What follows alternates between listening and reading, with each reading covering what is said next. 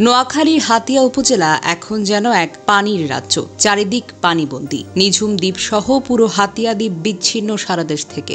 নৌ চলাচল বন্ধ, মোবাইল নেটওয়ার্ক ভেঙে পড়েছে, কোথাও কোনো সাহায্যের নাগাল নেই। মানুষ যেন দ্বীপে আটকা পড়ে আছে প্রাণহীন অপেক্ষা। স্থানীয়রা জানান, দ্বীপের প্রায় 15,000 মানুষ পানিবন্দী হয়ে পড়েছেন। জোয়ারে নতুন এলাকা প্লাবিত হয়ে পানিবন্দীর সংখ্যা আরও বাড়বে। নদীর পানি তো হু হু করে ঢুকছে বসত বাড়িতে।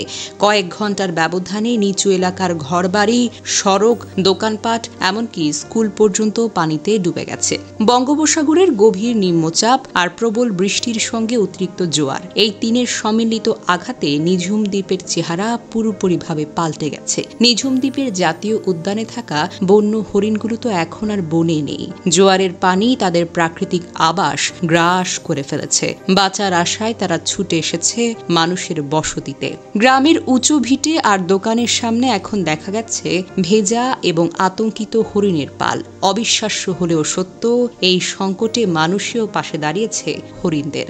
দ্বীপবাসী নিজেদের খাবার ও আশ্রয়ের ভাগ দিয়ে দিচ্ছেন প্রাণীদের সঙ্গে। এই মানবিকতা আর প্রাণ প্রকৃতির সহাবস্থান এক অনন্য দৃষ্টান্ত হয়ে উঠেছে। ব্যবসা প্রতিষ্ঠানে পানি ঢুকে সব নষ্ট হয়ে গেছে। কয়েকশো পুকুরের মাছ ভেসে গেছে, বলেন নিঝুম দ্বীপের ব্যবসায়ী মোহাম্মদ আজমির হোসেন। ভোর থেকে যেন বৃষ্টিটা আর থামছে না। দ্বীপের রাস্তাগুলো এখন নদী হয়ে গেছে। নিচু বাড়িগুলোতে পানি ঢুকে পড়েছে। বেড়িবাঁধ না থাকায় আমরা খুবই অসহায়, জানান বাসিন্দা বাবলু মিয়া। 24 ঘন্টায় নোয়াখালীতে রেকর্ড 126 মিলিমিটার বৃষ্টিপাত। আঘাত হানতে পারে আরও বড় জলোচ্ছ্বাস।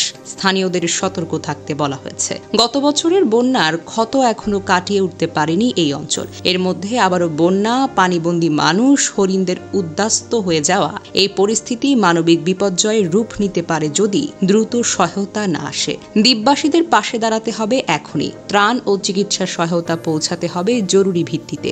দুর্যোগ মোকাবেলায় দীর্ঘমেয়াদী পরিকল্পনা দরকার, নয়তো এমন নিঝুম দ্বীপ একদিন সত্যি হারিয়ে যাবে। আবহাওয়া অধিদপ্তরের পূর্বাভাস অনুযায়ী উত্তর পশ্চিম বঙ্গোপসাগরে ও সংলগ্ন এলাকায় অবস্থানরত সুস্পষ্ট লঘুচাপটি আরও ঘনীভূত হয়ে একই এলাকার নিম্নচাপে পরিণত হয়েছে। গত 24 ঘন্টায় নোয়াখালীতে 126 মিলিমিটার বৃষ্টিপাত রেকর্ড করা হয়েছে। হাতিয়া উপজেলা মৎস্য কর্মকর্তা মোহাম্মদ ফাহাদ হোসেন ডেইলি স্টারকে বলেন, অস্বাভাবিক জোয়ারে নিঝুম দ্বীপের বিভিন্ন মাছের খামার ও পুকুরের মাছ ভেসে গেছে। নির্দিষ্ট সংখ্যা খোঁজ নিয়ে শুক্রবার জানানো হবে। ইউএনও মোহাম্মদ আলাউদ্দিন বলেন, উপকূলীয় এলাকার 3 নম্বর স্থানীয় সতর্ক সংকেত জারি করা হয়েছে। সার্বিক পরিস্থিতি পর্যবেক্ষণ করছি। সম্ভাব্য দুর্যোগ মোকাবেলায় সব ধরনের প্রস্তুতি নেওয়া হয়েছে। আশ্রয় কেন্দ্রগুলো প্রস্তুত রাখা হয়েছে।